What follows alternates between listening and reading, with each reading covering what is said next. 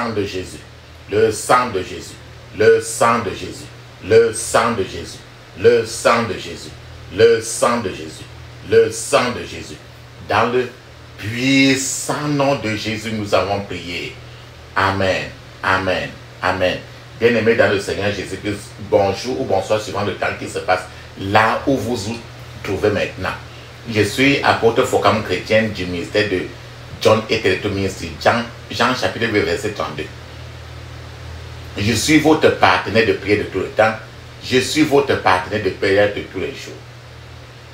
Je suis envoyé pour libérer les captifs.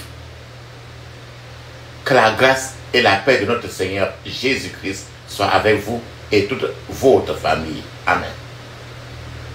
Avant que nous ne commencions notre thème de prière d'aujourd'hui, papa, maman, je vais vous exhorter de mettre une cuillère à café d'huile d'onction dans votre bouche. Laissez-la durer dans votre bouche au moins 2 minutes. Rincez votre bouche avec cela et avalez après. De la même manière, mettez un peu d'huile d'onction dans la paume de votre main. Frottez votre main avec cela, frottez votre main avec cela. Frottez votre front, touchez vos cheveux avec l'huile d'onction, frottez votre cou, touchez votre nombril avec l'huile d'onction. Touchez vos cheveux avec l'huile d'onction, votre nombril. Ce que vous avez fait pour vous, faites la même chose pour vos enfants, vos bien-aimés. Amen. Frères et sœurs, papa, maman, la Bible nous dit très bien dans 1 Thessaloniciens chapitre 5, 17, il est écrit « Priez sans cesse, priez sans cesse, priez sans cesse ». Parce qu'il faut prier sans cesse. Notre thème de prière aujourd'hui, nous allons nous pencher sur ce que la prière peut faire. La puissance de la prière. La puissance, le pouvoir de la prière.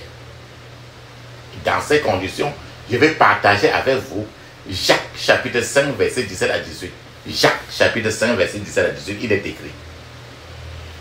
Élie était un homme de nature semblable à la nôtre, avec les mêmes limitations et défauts physiques, défauts mentaux et défauts spirituels. Élie pria intensément pour qu'il ne pleuve pas, et il ne plut pas sur la terre pendant 3 ans et 6 mois. Puis Élie pria de nouveau, et le ciel donna de la pluie, et la terre produisit ses récoltes comme d'habitude. Amen. Papa, maman, ce passage de Jacques chapitre 5, 17 à 18, ce passage biblique montre que, quels que soient les problèmes, les difficultés, la tentation à laquelle vous pensez que vous faites face, le prophète Élie a également été soumis à toutes ces conditions et il avait aussi les mêmes limitations, les mêmes défauts dans son physique, les mêmes défauts dans son spirituel, les mêmes défauts dans son mental que toi et moi. Tout comme vous, tout comme nous.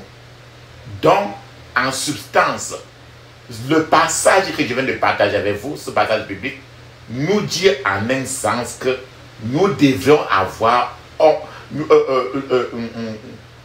de notre vie de prière et que si le prophète Élie, nous devons réfléchir sur notre vie de prière et chercher vraiment à prendre le département de la prière le plus à un niveau très élevé.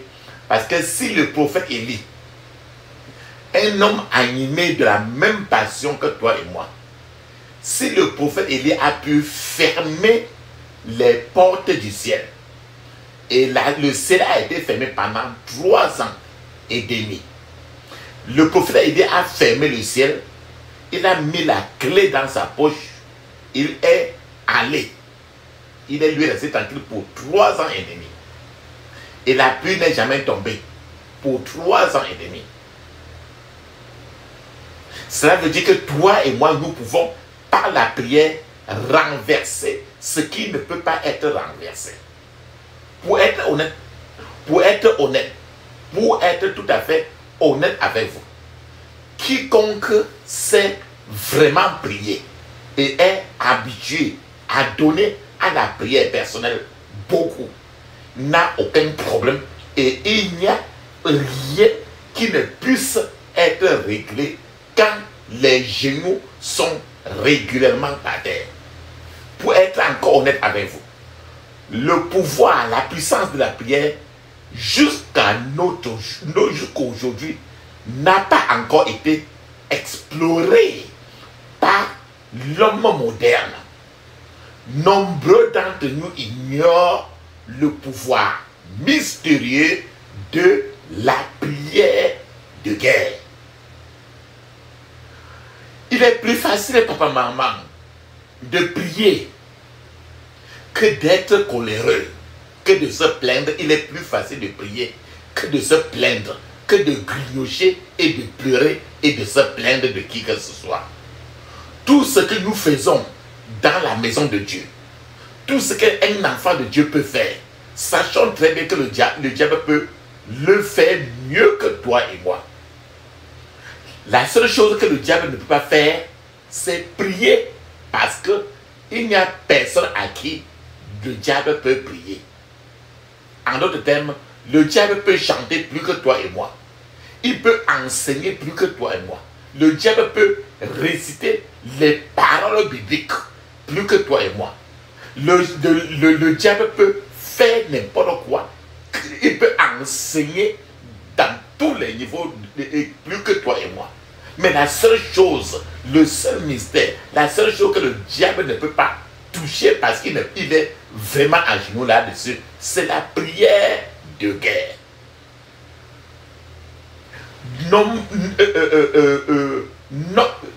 Plusieurs défis auxquels nous sommes dans notre vie quotidienne confrontés,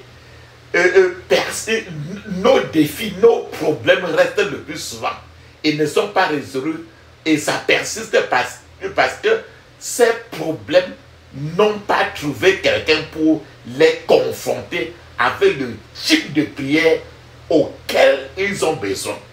En d'autres termes, tel qu'en soit le problème que tu fais face, il y a des prières pour les renverser et tu sors victorieux. Et je suis en train de craindre que beaucoup de gens soient confrontés à des problèmes que leur hôtel de prière est trop faible pour gérer. En d'autres termes, votre vie de prière, le plus souvent, les problèmes sont très coriaces en vous parce que votre vie de prière est très faible, parce qu'inexistant.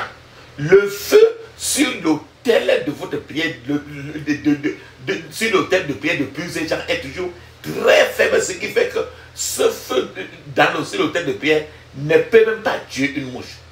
Beaucoup ont l'habitude de se plaindre et de grogner, mais ils ne sont pas devenus, ils ne sont pas devenus des géants dans la prière de guerre.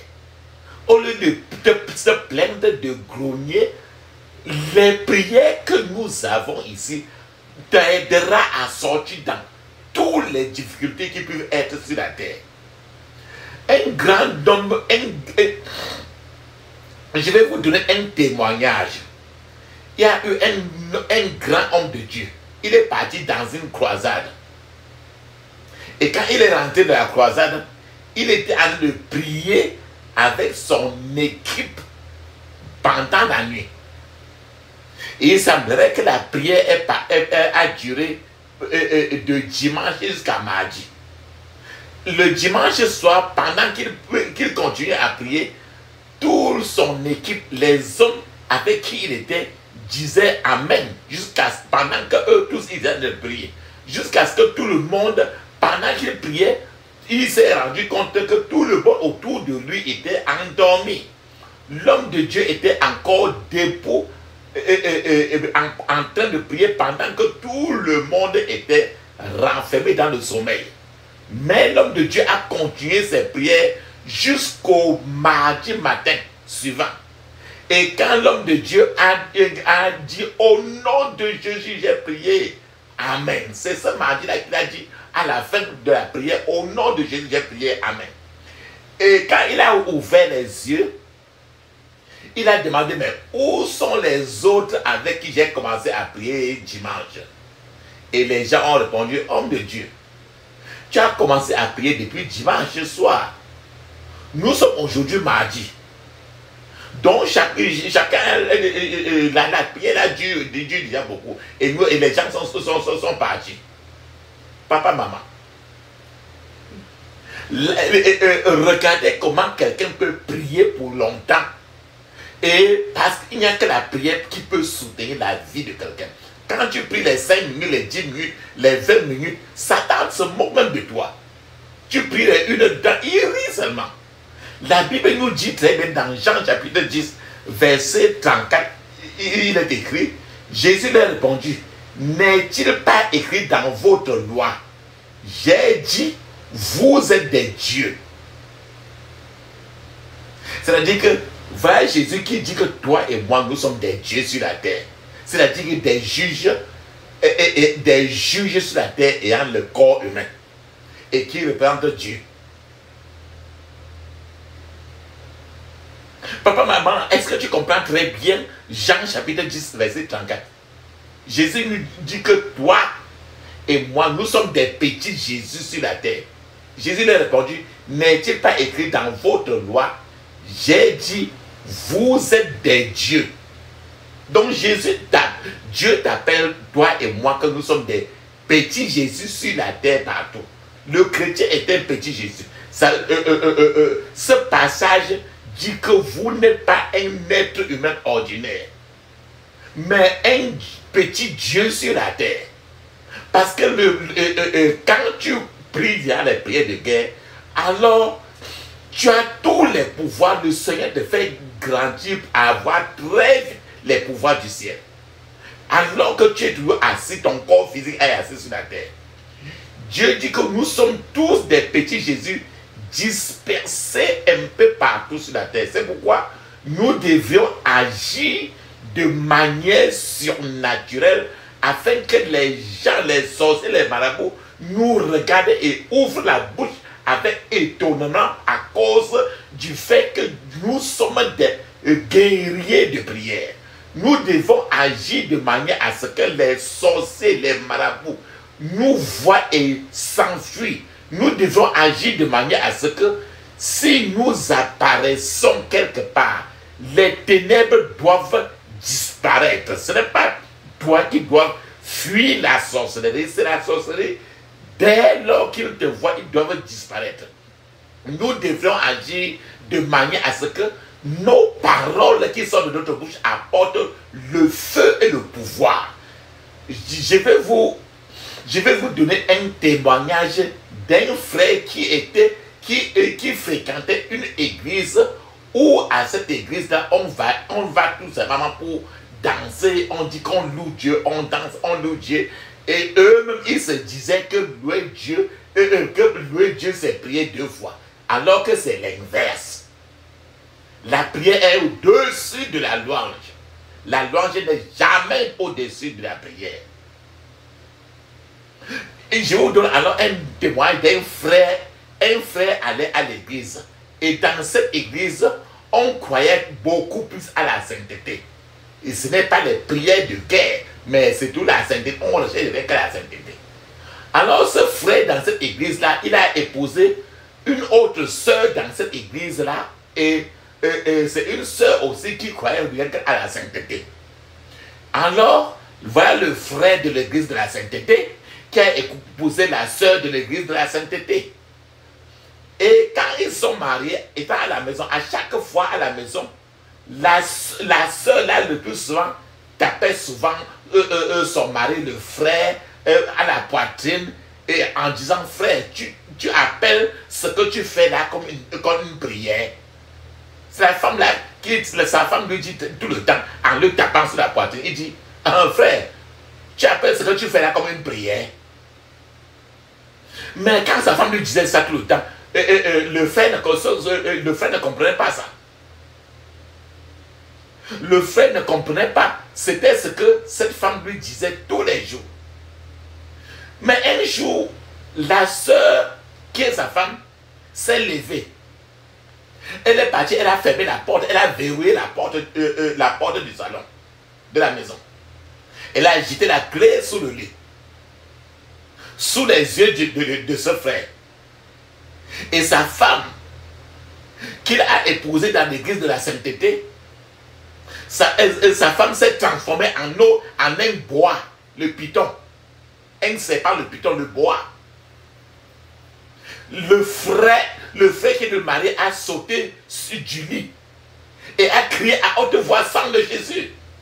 Puis la sœur, sa femme, a repris encore son apparence normale d'un être humain. Et elle a maintenant répété encore à son mari,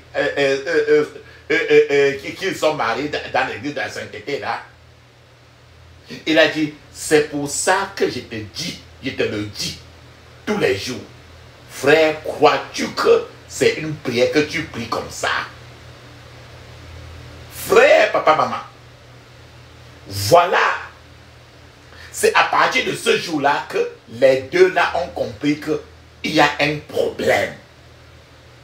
Beaucoup de gens, beaucoup d'hommes ne savent même pas où ils sont. Les gens draguent, baratinent les filles, les femmes passées par là et ne savent même pas qui elle est au fond. Pourtant, ce n'est rien qu'avec la prière de guerre que tu peux savoir. Une femme qui vient, tu es dans un bureau, elle te sert souvent le thé. Tu prends une femme comme étant le domestique, la bonne de la maison. Elle te sert tout, elle te fait tout à la maison. Mais tu ne sais pas qui elle est au fond. Et toi, la femme qui épouse ton mari, tu ne sais pas quel mari tu épouses. Pourtant, ce n'est que par la prière. Parce que tu refuses d'accepter, tu ne comprends pas ce que la parole de Jésus-Christ, il nous a dit que vous êtes des dieux sur la terre. Vous êtes des petits Jésus. La sœur qui s'est transformée en gros bois, en gros python, tout à l'heure, a fini par dire à son mari, mon frère, je pense que je devrais me révéler à toi. Sache que on s'est marié à l'église là. Mais moi, j'appartiens à un groupe de gens qui avalent et vomissent des enfants dans notre couvent de sorcellerie. Voilà sa femme qui lui a dit ça clairement.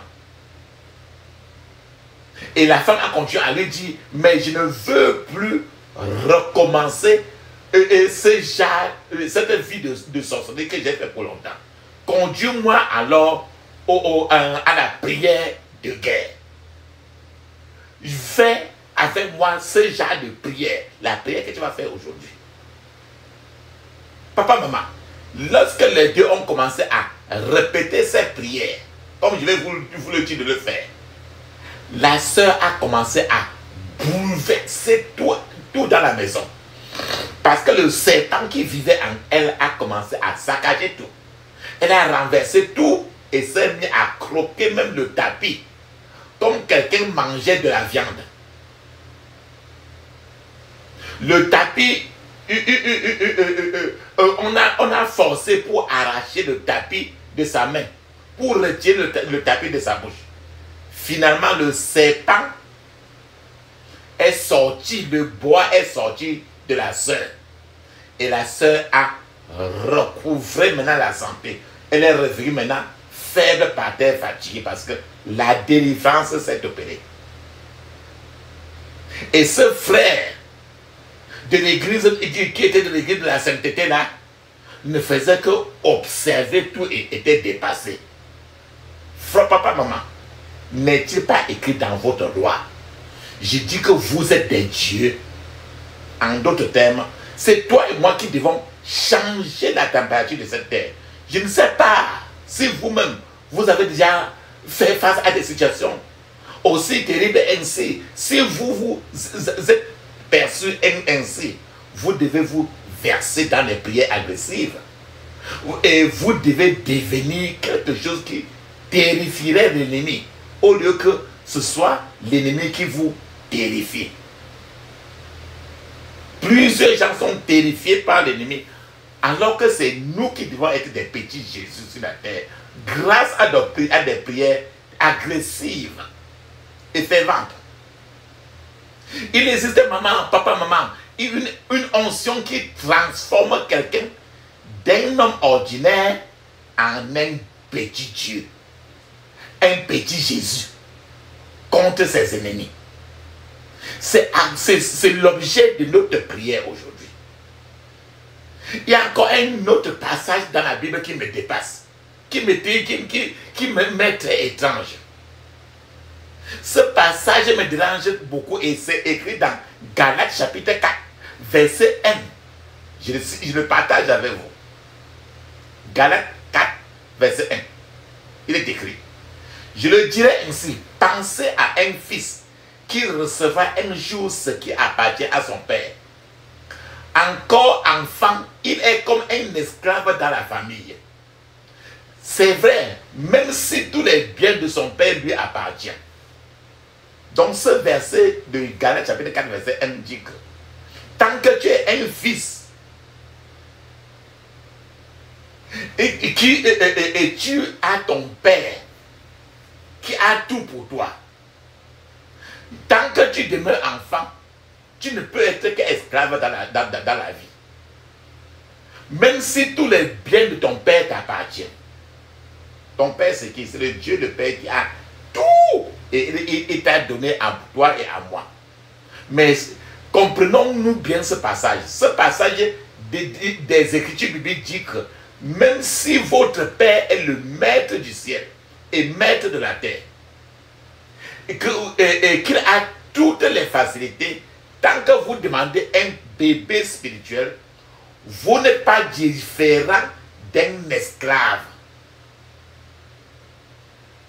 Tant que vous demeurez un bébé spirituel, vous n'êtes pas différent d'un esclave. Et parce que vous n'êtes pas différent d'un esclave, toutes sortes de forces vous pousseront par-ci, par-là. D'où la nécessité de grandir spirituellement pour pouvoir tenir les grands fusils spirituels afin de chuter contre l'ennemi. Prenons l'exemple d'un enfant de 3 ans dont son père est un milliardaire. Le père, par exemple, lui a acheté un gros avion privé et une voiture neuve. Et son père a remis tous les documents de cet avion et cette voiture au nom de l'enfant de 3 ans. Bien que cet enfant soit le propriétaire et que le père possède toutes ces choses, parce qu'il est encore un enfant, cet enfant n'est pas différent d'un domestique de la maison qui s'occupe de cet enfant, d'un boy de la maison qui s'occupe, car il est totalement, l'enfant n'a pas encore de force, il ne peut pas s'aider lui-même, il ne peut pas se défendre parce qu'il est encore enfant. Je prends encore un autre exemple. Mettre un enfant de 1 an dans la rue seul, par exemple, et que si tu laisses un enfant de 1 an aller en route sans qu'il ne soit assisté par quelqu'un qui est plus grand que lui, c'est mettre cet enfant dans un danger où il peut perdre sa vie. C'est pourquoi la Bible nous dit très bien dans Ecclésiaste chapitre 10 verset 16, malheur à toi, pays dont le roi est un enfant et dont les ministres mangent dès le matin. D'autres versets de ce Ecclésiaste chapitre 10 verset 16 dit encore que c'est très mauvais pour un pays que le président soit encore comme un enfant. Et c'est très mauvais pour un pays que ses dirigeants, ses ministres, passent tout leur temps à manger. Voyez-vous, papa, maman, le problème du christianisme est que nous ne grandissons pas dans la vie spirituelle, dans la prière effective. Beaucoup de gens grandissent seulement horizontalement, c'est-à-dire deviennent gras horizontalement sur la terre. Et tant que vous ne grandissez pas verticalement, vous resterez un serviteur, un domestique, un esclave, même si vous êtes le patron ou le chef. C'est l'exemple que j'ai pris. Les Écritures bibliques nous expliquent pourquoi tant de délivrances sont encore toujours nécessaires. Pourquoi trop de gens ont toujours besoin de la délivrance. C'est parce que nous ne grandissons pas verticalement. Les gens grandissent seulement horizontalement. Qu'est-ce que je suis en train de vouloir vous dire? Vous pouvez dépasser ce besoin de délivrance parce qu'un fils, parce que pendant qu'un fils est encore enfant, il est comme un esclave dans la famille. C'est vrai, même si tous les biens de son père lui appartiennent en réalité. Nous avons dit cela.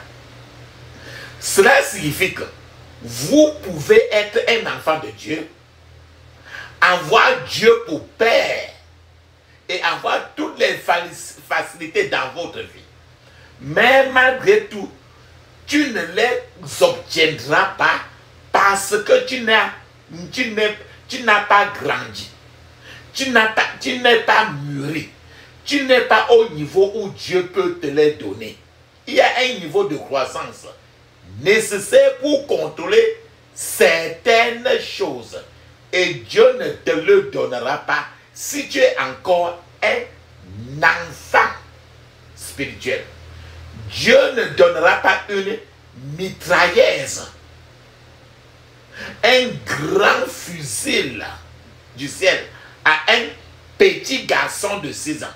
Ce serait trop élevé. Ce sera trop élevé pour un petit garçon. La Bible nous dit encore dans 1 Pierre 4, verset 18, je cite, comme le dit l'Écriture, si le juste est sauvé à travers toutes sortes de difficultés, que vont devenir le méchant et le pécheur? D'autres versions de la même de 1 Pierre chapitre 4 verset 18, d'autres versions de ça, il nous dit encore que si les bons échappent de justesse, qu'adviendra-t-il des pécheurs et de ceux qui ne respectent pas Dieu? Papa, maman, un jour, un pasteur a terminé sa lecture de la Bible.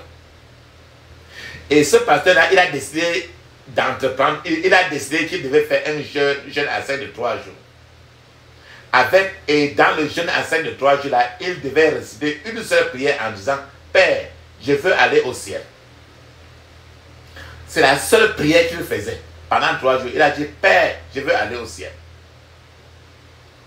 Le 3e jour que le pasteur était en train de prier, il a eu une révélation. Il s'est vu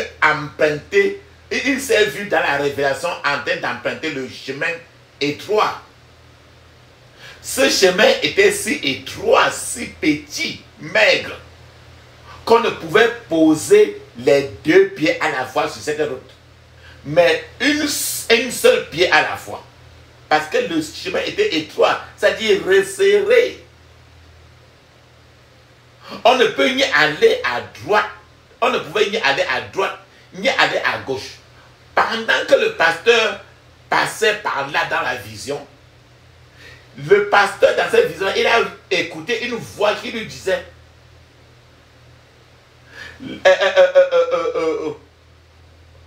donc vous ne pouvez pas me corrompre avec votre jeûne. Vous devez marcher sur le chemin étroit avant d'y arriver. Voilà ce que le pasteur a suivi. Il a suivi une voix qui disait cela. Une voix qui lui disait, donc vous ne pouvez pas me corrompre avec votre jeûne. Vous devez marcher sur le chemin étroit avant d'y arriver. Papa, maman, rappelons-nous très bien. Dans Matthieu chapitre 7, versets 13 à 14, il est écrit, je cite, « Large est la porte qui mène à la perdition, et étroite est la porte qui mène à la vie, et il y en a peu qui la trouvent. » Vous voyez que les critères pour aller au ciel sont très stricts, sont très rigoureux. Et Dieu ne baissera à jamais ses exigences à cause de qui que ce soit. On peut prêcher la grâce dans toutes les églises sur la terre, partout. Et on voit souvent même des pasteurs dans ces églises-là qui couchent même avec les membres de son église. Et vous dites que c'est la grâce toujours. En aucun jour, les normes, Dieu ne baissera jamais ses exigences à cause de qui que ce soit. La norme biblique demeure la norme biblique. La Bible nous dit très bien, dans Matthieu chapitre 20, verset 16, je cite, « Ainsi les derniers seront les premiers, et les premiers seront les derniers. Car il y a beaucoup d'appelés, mais peu d'élus. » Papa, maman, j'espère que vous comprenez l'implication de ce verset que je viens de partager avec vous, que vous venez d'écouter. Autrement dit, vous ne pouvez pas simplement dire « J'étais là depuis le début de cette église. J'ai été chrétien depuis plus de 30 ans, 40 ans. J'étais là quand on avait fondé cette église. » C'est pourquoi nous devons être très prudents. Prier pour que Dieu ne nous remplace pas l'un de ces 4 matins par des cailloux. Nous ne devons pas. La Bible dit que les premiers peuvent devenir les derniers. Et les derniers peuvent devenir les premiers. C'est pourquoi nous devons être prudents et prier pour que Dieu ne nous remplace pas par des cailloux, par des pierres. Les cailloux. Pourquoi je dis que Dieu peut remplacer quelqu'un par des cailloux? La Bible nous dit très bien, dans Luc chapitre 19, verset 40, il est écrit, je cite, « Je vous le dis, si mes disciples se taisent, aussitôt les pierres du chemin crieront. » Car le Tout-Puissant peut choisir. Avec ce verset, on comprend que le Tout-Puissant, il est tellement souverain, il est tellement élevé, il peut faire et défaire. Il peut choisir un gros sorcier même, baptiser ce sorcier-là du feu du Saint-Esprit, remplir ce sorcier-là de signes et des prodiges et projeter ce sorcier-là dans la rue. Alors, ceux d'entre nous qui sont nés de nouveau, depuis peut-être 30 ans, depuis 40 ans, vont finir par porter le sac et suivre cette personne qui était sorcière hier. Et on croyait que c'est, et qu'on disait que ce n'est pas un chrétien. Et on va finir par le suivre. La Bible dit très bien que les premiers risquent d'être les derniers. Et les derniers peuvent aussi être les premiers.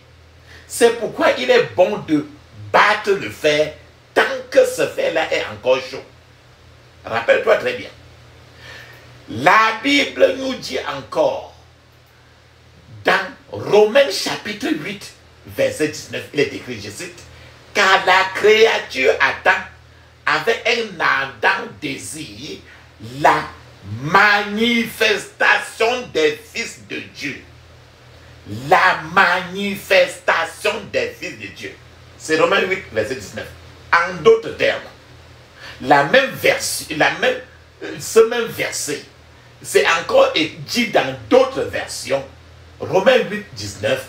Le monde entier attend la manifestation des fils de Dieu. En d'autres termes, il y a les gens qui attendent que ton ministère grandisse et comme ils sont accrochés, leur ministère est attaché à ta part. Bien aimé, ce passage que je viens de partager avec vous nous dit que des millions de personnes attendent votre manifestation. Les membres, par exemple, de votre famille attendent votre manifestation. Le monde entier attend de vous voir, vous manifester, vous révéler, vous attend de vous voir annoncer. Il y a un homme de Dieu, il s'appelait John Wesley. Il a dit, récupérez le feu qui vient d'en haut et les gens viendront vous voir brûler. Par la créature, car la créature attend avec un ardent désir la manifestation des fils de Dieu. La manifestation des fils de Dieu. Qu'est-ce que cela signifie, manifestation?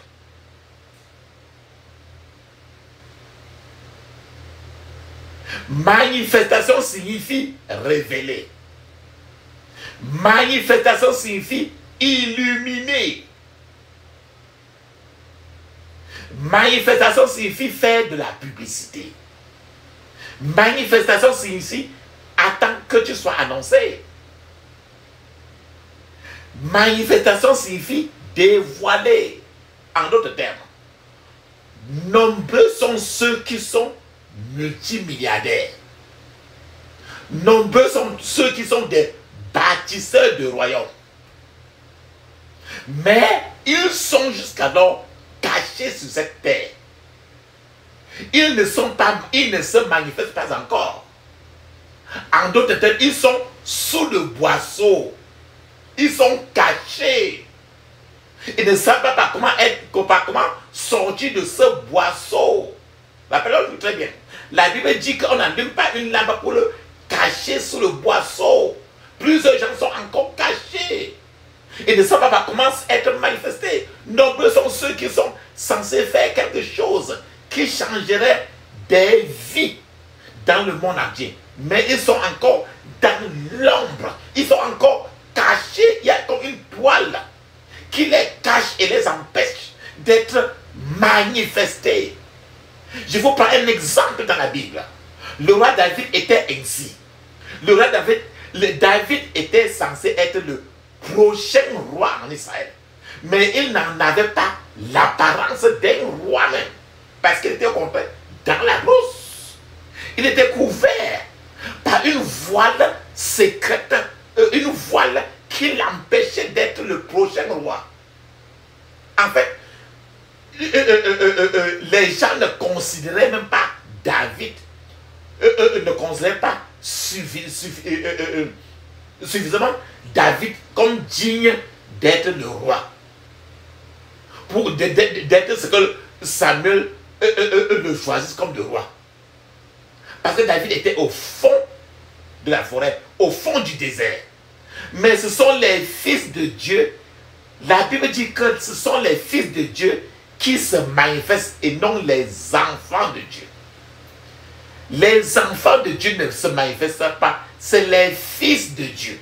Il y a une différence entre enfants de Dieu et fils de Dieu. La Bible nous dit très bien que car la créature attend avec un ardent désir la manifestation des fils de Dieu. La parole ne dit pas la manifestation des enfants de Dieu. L'Écriture dit un enfant nous est né, un fils nous est donné. C'est Ésaïe chapitre 9, verset 6. Dans cette écriture, tu comprends le mot enfant et tu comprends le mot fils. Il y a une différence entre l'enfant et un fils. Ésaïe chapitre 9, verset 6 dit très bien: un enfant nous est né, un fils nous est donné. L'enfant naît, mais on ne peut pas vous donner parce qu'il est encore enfant. Il ne peut pas vous aider. Mais un fils nous est donné. C'est quand il devient fils de Dieu qu'on vous donne pour qu'il vous aide. L'enfant possédait certes des données génétiques pour devenir un fils. Un enfant possède en lui des gènes pour devenir un fils. Mais il n'est pas encore un fils. certains gens restent donc au stade d'enfant dans leur vie. Plusieurs frères, les sœurs, ainsi de suite, toute leur vie reste enfant depuis la naissance jusqu'à la mort. Ils refusent de se manifester comme un fils, demeurant enfant jusqu'à la fin de leur vie. Tous ceux qui vivent, tous ceux qui sont dans des casernes ne sont pas tous des soldats. Tous ceux qui sont dans des casernes militaires ne sont pas tous des soldats. Et tous les enfants qui sont dans la maison de Dieu ne sont pas des fils de Dieu. Il y a les enfants de Dieu et il y a les fils de Dieu. Pour être fils de Dieu, il faut quitter l'état d'enfant de Dieu afin d'être fils de Dieu. La Bible nous dit, rappelle-toi très bien, Luc chapitre 11, verset 33 nous dit très bien, je cite, « Personne n'allume une lampe pour la mettre dans un lieu caché ou sous le boisseau, mais on le met sur le chandelier afin que ceux qui entrent voient la lumière. » Plusieurs gens ont une lampe allumée, mais ils sont dans un lieu caché. Leur voix est étouffée. Mais plusieurs gens ne sont pas sur le chandelier pour être vus. Mais ils sont toujours sous le chandelier. Je prends encore l'exemple de l'apôtre Paul. L'apôtre Paul l'apôtre Paul avait dans son ventre. L'apôtre Paul attendait pour chier. L'apôtre Paul lui-même avait dans son ventre les 2/3 du livre du Nouveau Testament dans son ventre. Et ça le constipait, il devait chier tout ça là pour changer le monde. Et pourtant, l'apôtre Paul était tellement caché. En d'autres termes, l'apôtre Paul était sous le boisseau qu'il était occupé seulement à tuer les chrétiens. Ces mêmes chrétiens qu'il était appelé à sortir de l'esclavage qu'il était censé servir. C'est en ça que Satan avait mis l'apôtre Paul sous le chandelier. Il avait caché l'apôtre Paul dans un lieu caché sous le boisseau. Je prends encore l'exemple de Moïse. Moïse avait les 5 livres de la Bible dans son sein, dans son ventre. Et Moïse était tellement constipé. Et il fallait que Moïse chie tous les 5 livres de la Bible. Mais Moïse était toujours occupé à élever des brebis, des moutons. Quelque chose couvrait Moïse. Il y avait comme un voile qui couvrait Moïse. Moïse était sous le boisseau. Moïse était en bas du chandelier. On ne pouvait pas voir Moïse. C'est de ça que nous parlons. Peut-être que tu es le Moïse qui est encore à ce niveau-là. Peut-être que tu es l'apôtre Paul là qui est encore sous le boisseau, encore caché dans une église, encore caché dans la rue. Je prends l'exemple de Ésaïe. Ésaïe était le prophète du Messie Jésus-Christ. Mais Ésaïe était au contraire caché dans un palais. C'est-à-dire il était caché sous le boisseau. Il était en bas d'un chandelier. Il était couvert dans une nappe dans le palais où il ne pouvait pas être manifesté. C'est pour que je parle ainsi, pour que tu comprennes que tu as intérêt à être manifesté pour changer les données du monde. Il faut que ta constipation aujourd'hui soit débloquée, comme le cas de l'apôtre Paul s'est débloqué. Il a écrit les 2/3 du Nouveau Testament. La constipation de Moïse est débloquée. Le voile invisible qui couvrait Moïse a été enlevé et Moïse a écrit les 5 Ésaïe était... Ésaïe, qui était le prophète du Messie, était caché dans le palais. C'est quand le roi est mort que Ésaïe, que le voile qui le cachait depuis des années, s'est renversé et il a connu Dieu. C'est donc contre tous ces pouvoirs qui vous cachent, qui vous couvrent, qui empêchent votre destin d'être manifesté que nous devons prier contre maintenant. Ce voile satanique, ce voile démoniaque qui empêche votre manifestation, qui empêche votre célébrité, doit être enlevé et déchiré. Tout ce qui empêche ta voix d'être, de tonner, de retentir dans les cieux, tout ça doit être enlevé. Même en tant que pasteur, papa, maman, un jour viendra où des gens s'approcheraient de vous et vous demanderez, comme on demandait à Jean-Baptiste, es-tu l'homme ou devons-nous en attendre un autre? C'est ce qu'on a demandé à Jean-Baptiste. On a demandé à Jean-Baptiste, nous cherchons le Sauveur. Es-tu l'homme ou devons-nous en attendre un autre? On a demandé à Jean-Baptiste, toi qui es-tu?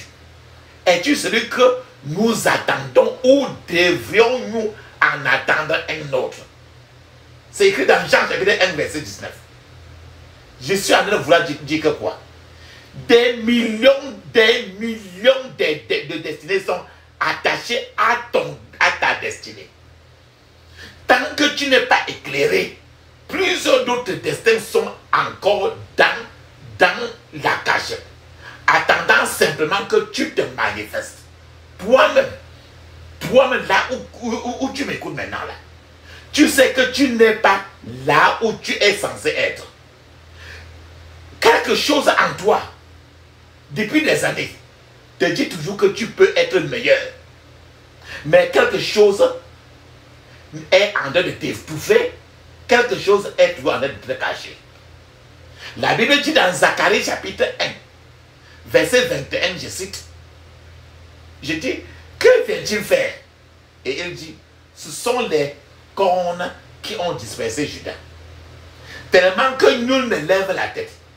Et ces forgerons sont venus pour les effrayer et pour abattre les cornes des nations qui ont levé la corne contre le pays de Juda, afin d'en disperser les habitants. Ce verset de Zacharie, chapitre 1, verset 21, signifie qu'il y a quelque chose qui appuie ta tête, qui abaisse les têtes. C'est pourquoi nous devons crier à Dieu aujourd'hui.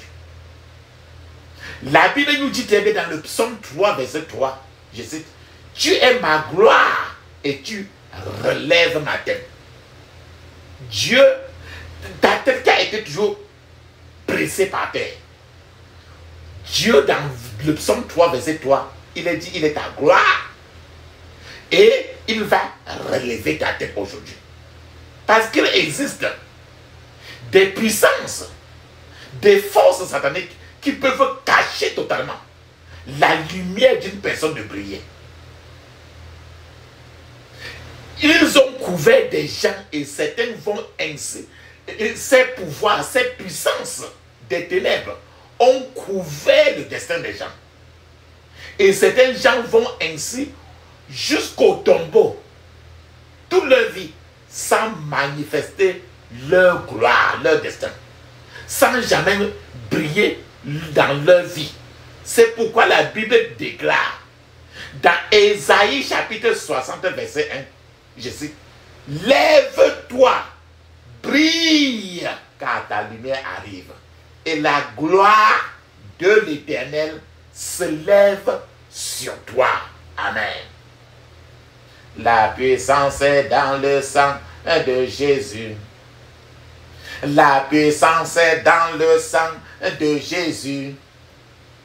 La puissance est dans le sang du roi des rois. La puissance est dans le sang de Jésus. Le pardon est dans le sang de Jésus. Alléluia. Le pardon est dans le sang de Jésus. Le pardon est dans le sang du roi des rois. Le pardon est dans le sang de Jésus. Amen. Papa, maman, ferme tes yeux, ouvre ta bouche. Crie ainsi. Je couvre mon esprit, mon âme, mon corps et toutes mes possessions du sang de Jésus. Je couvre mon esprit, mon âme, mon corps et toutes mes possessions du sang de Jésus. Dans le puissant nom de Jésus, j'ai prié. Amen. Papa, maman, nous avons dit qu'il y a des choses qui peuvent te cacher et qui sont toujours en train de te cacher jusqu'à ce que tu ne peux pas devenir un célèbre sur la terre. Il faut que ce voile-là, ce masque-là quitte. Et chaque prière, tu dois répéter au moins 21 fois. Ferme tes yeux, dis ceci. Tous ceux qui masquent ma destinée et ma voix, tous ceux qui masquent ma destinée et ma voix, mourrez au nom de Jésus. Mourrez au nom de Jésus. Dans le puissant nom de Jésus, j'ai prié. Amen. Toujours au moins 21 fois. Maintenant, cette obscurité-là qui met le voile, un voile invisible sur ta vie, jusqu'à ce qu'on ne peut pas te voir. Tu es dans une église, tu es perdu. Tu es partout sur la terre comme un chien, pourtant il y a trop de choses dans toi. Si tu ne t'éclaires pas un jour, plusieurs gens ne pourront jamais s'éclairer. Ferme tes yeux, dis ceci. Toute obscurité qui voile ma vie, toute obscurité qui voile ma vie, meurs au nom de Jésus. Meurs au nom de Jésus. Meurs au nom de Jésus. Dans le puissant nom de Jésus, j'ai prié. Amen. Maintenant, là, il faut que tu sois annoncé. En d'autres termes, tu vas être manifesté. Dis à Dieu que tu es prêt à montrer la puissance de l'Esprit Saint sur la terre. Demande à Dieu de t'annoncer sur le monde entier pour que tu deviennes une célébrité. Ferme tes yeux, dis ceci. Mon Père, je suis prêt à montrer la puissance de l'Esprit Saint. Annonce-moi au monde, au nom de Jésus. Mon Père, je suis prêt à montrer la puissance de l'Esprit Saint. Annonce-moi au monde, au nom de Jésus. Mon Père, je suis prêt à montrer la puissance de l'Esprit Saint. Annonce-moi au monde. Dans le puissant nom de Jésus, j'ai prié. Amen. Donc tu dois demander à Dieu qu'il fasse de toi quelqu'un qui dans la société doit apporter qui doit donner des solutions aux gens. Donc un pourvoyeur de solutions. Un pourvoyeur de solutions. Des solutions à plusieurs difficultés que Dieu pourra t'assigner. Ferme tes yeux, dis ceci. Oh Dieu, lève-toi et fais de moi un pourvoyeur de solutions. Au nom de Jésus. Oh Dieu, lève-toi et fais de moi un pourvoyeur de solutions. Au nom de Jésus. Oh Dieu, lève-toi et fais de moi un pourvoyeur de solutions. Au nom de Jésus. Dans le puissant nom de Jésus, j'ai prié. Amen. Demande maintenant à Dieu pour qu'il fasse de toi un solutionneur des problèmes sur la terre. En tant que le représentant du ciel sur la terre. Ferme tes yeux, dis ceci. Oh Dieu, lève-toi et fais de moi un solutionneur de problèmes. Au nom de Jésus. Oh Dieu, lève-toi et fais de moi un solutionneur de problèmes. Au nom de Jésus. Oh Dieu, lève-toi et fais de moi un solutionneur